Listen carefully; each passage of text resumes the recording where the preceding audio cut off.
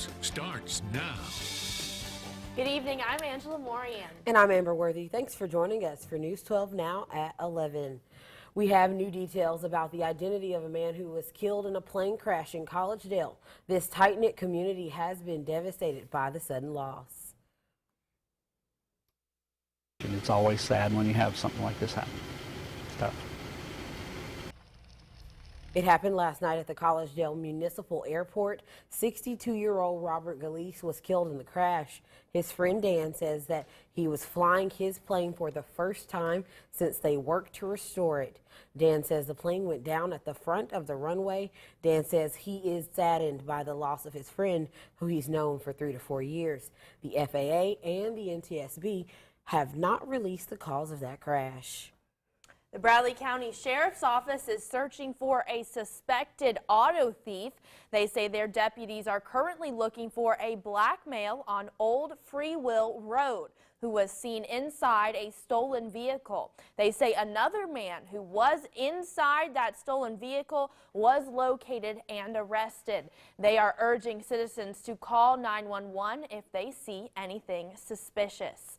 An officer-involved shooting in Memphis has left one man dead, and the TBI is investigating. The police say the shooting happened early this morning on Summer Avenue near Berg-Claire.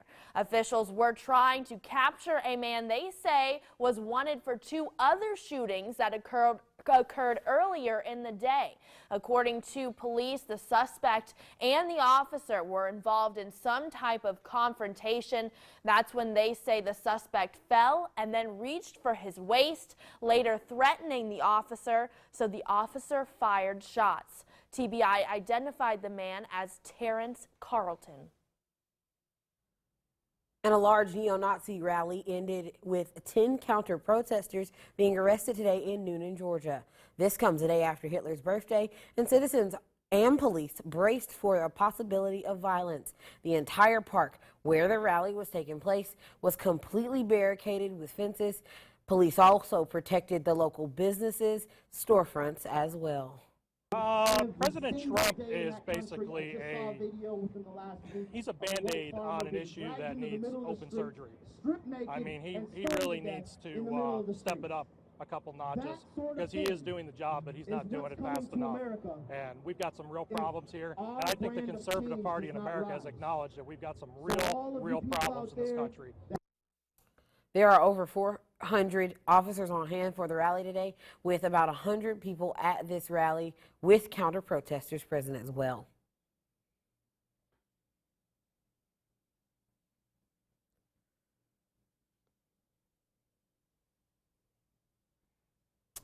And District 7 Councilman Erskine Oglesby, along with dozens of City of Chattanooga employees, participated in an inaugural Alton Park Street Fest and cleanup today. The day began with a neighborhood cleanup at 11 a.m.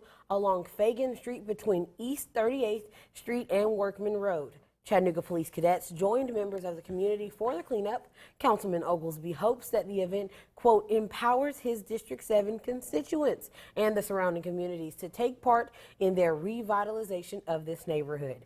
They ended the event with a celebration of how far Alton Park has come. And Clean the Green 2018 projects took place all over downtown Chattanooga today. This annual cleanup and beautification event involved 700 volunteers. Some picked up their litter throughout downtown Chattanooga and the surrounding areas. There were 17 other special projects, including a crosswalk art project with a local artist on Georgia Avenue and a mural painting at Chat Smokehouse on East MLK Boulevard. River City Company says since 2011, nearly 5,000 volunteers have participated in Clean the Green. They've collected 7,000 bags of trash. They've removed graffiti from more than 100 buildings and monuments and so much more. The Bradley County Sheriff's Office and several other agencies took part in an active shooter exercise early this morning at Bradley Central High School. People from the Bradley County and Cleveland school districts participated to give them a realistic perspective of an active shooter situation. Sheriff Eric Watson says he prays that his community never faces an active shooter in our schools However, his agency recognizes the importance of training in order to be prepared to respond in a moment's notice. And there are more than 33,000 veterans in Bradley County and Hamilton, and will soon have a state veterans home in Bradley County. Tennessee officials say the state has received $26 million from the federal government to build a new veterans home. Governor Bill Haslam says the grant will be used to build a 108-bed facility in Bradley County. Haslam says this project is a high priority for our state. It's going to be one of the finest state veterans homes in the nation, and what a thrill it is, literally the last 2 weeks of our session, for Representative Kevin Brooks to be able to thank the governor, thank the commissioner, and quite frankly, thank our federal colleagues in Washington for voting to allow this funding to happen. This is a great day for veterans in Tennessee. The city of Cleveland and Bradley County donated $2 million to this project. Well, a local student is hoping for another way to take end-of-course exams. This after issues with the online Tennessee Ready exams. Tayden Bingham is in 10th grade at Bradley Central High School. She says when she and other students were trying to take their test this week, they had issues logging on, and once on, were kicked out of the system. When they were able to log on again, some of their work was missing. This became a problem for many districts. Tennessee state lawmakers passed legislation giving local school boards the option not to count the tests or count them up to 15%. The cyber attack that caused these issues is being investigated. Well, happening today, family and friends celebrated the life of former First Lady Barbara Pierce Bush during a funeral service in Houston.